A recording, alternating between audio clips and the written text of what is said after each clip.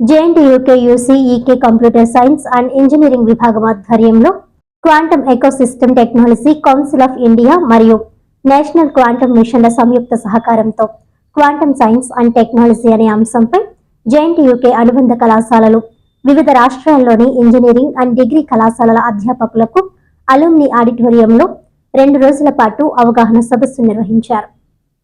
ఈ సందర్భంగా JNTUK VC professor CSR K Prasad హాజరై సదస్సు ప్రారంభించారు.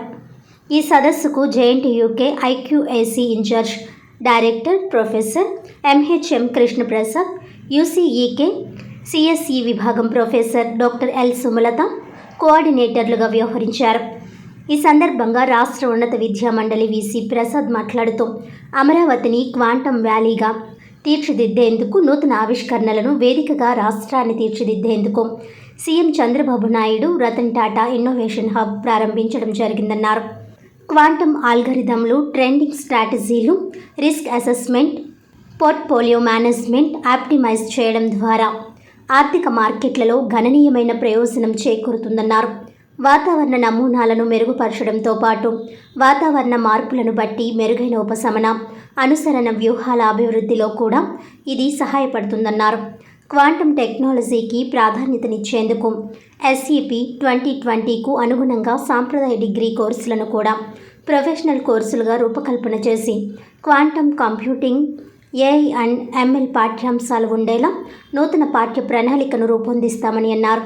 ఈ కార్యక్రమంలో rector professor KV Ramana, incharge registrar professor V Ravindranath, OSD professor T Koteswararao, డైరెక్టర్లు, యూసీఈకే వైస్ ప్రిన్సిపల్, మాజీ ఉపకులపతులు, సీనియర్ ప్రొఫెసర్లు, విభాగాధిపతులు, జేఎన్టీయూకే మరియు అనుబంధ కళాశాలలు, పలు రాష్ట్రాల్లోని ఇంజనీరింగ్ అండ్ డిగ్రీ కళాశాలల అధ్యాపకులు తదితరులు పాల్గొన్నారు. క్వాంటమ్ వ్యాలీ అని మన అమరావతిలో ఎస్టాబ్లిష్ చేయబోతున్నారు.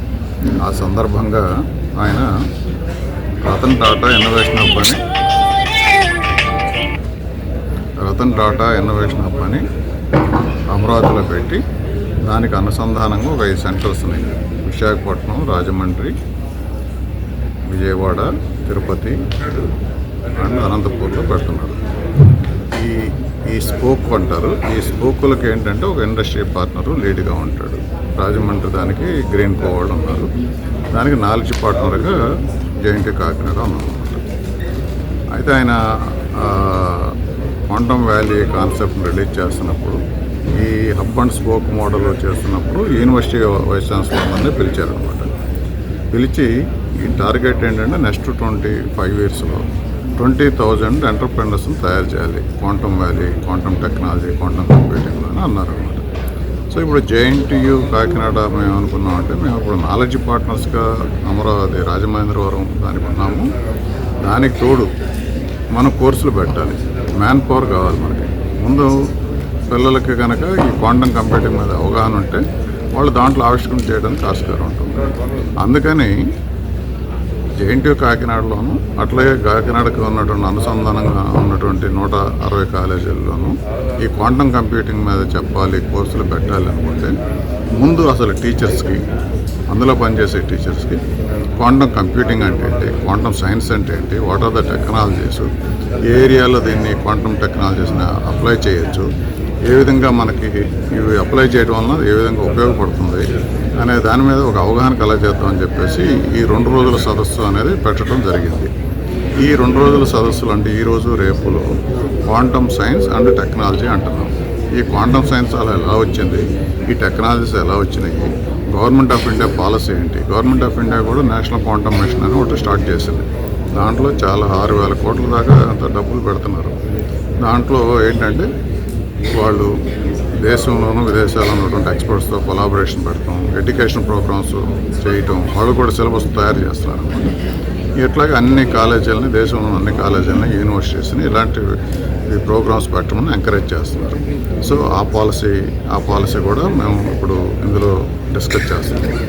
అలాగే ఇప్పుడు ఏ ఏరియాస్లో ఈ క్వాంటమ్ కంప్యూటింగ్ ఉంటుంది అంటే మనకు అగ్రికల్చర్లో ఉంది, ట్రాన్స్పోర్టేషన్ సెక్టర్లో ఉంది, మ్యానుఫ్యాక్చరింగ్ సెక్టర్లో ఉంది, డ్రగ్స్ డిస్కవరీలో ఉండాలంటే ఒక ప్రోడక్ట్ని డెవలప్ చేయాలనుకుంటే చాలా టైం పడుతుంది. కంపిటీషన్, మామూలు కన్వెన్షనల్ కంపిటీషన్ అంటారు. క్వాంటమ్ కంప్యూటేషన్ ఏంటంటే మనకు టైం చాలా తక్కువగా ఉంటుంది, తొందరగా మనం ఆవిష్కరణ చేయడానికి ఆస్కారం ఉంటుంది అన్నమాట. సో వీటన్నిటి మీద అవగాహన అయినాక అంటే ఈ 160 కాలేజీల్లో ప్రతి కాలేజీ నుంచి 2 ఫ్యాకల్టీని పంపించమని చెప్పాం. ఈ 2 ఫ్యాకల్టీ అంటే 160 ఇంటూ 300 మంది ఫ్యాకల్టీ మెంబర్లు వస్తే వీళ్ళందరికీ వీటి మీద అవగాహన కలిగిన తర్వాత వీళ్ళందరూ వెళ్ళి వాళ్ళ కాలేజీకి వెళ్ళి క్వాంటమ్ కంప్యూటింగ్ మీద ఎవరెవరు ఫ్యాకల్టీ ఇంట్రెస్ట్ ఉన్నారు అంటే ఫిజిక్స్లో కానీ, ఎలక్ట్రానిక్స్లో కానీ, ఎలక్ట్రికల్ ఇంజనీరింగ్లో కానీ, కంప్యూటర్ సైన్స్ ఇంజనీరింగ్లో కానీ ఉన్నటువంటి ఫ్యాకల్టీని ఐడెంటిఫై చేసి ఒక క్వాంటమ్ టీమ్స్ అని తయారు చేయాలి. ఆ క్వాంటమ్ టీమ్స్ తయారైన తర్వాత వాళ్ళందరికీ మేము మళ్ళా ఫ్యాకల్టీ డెవలప్మెంట్ ప్రోగ్రామ్స్ అని పెడతాం.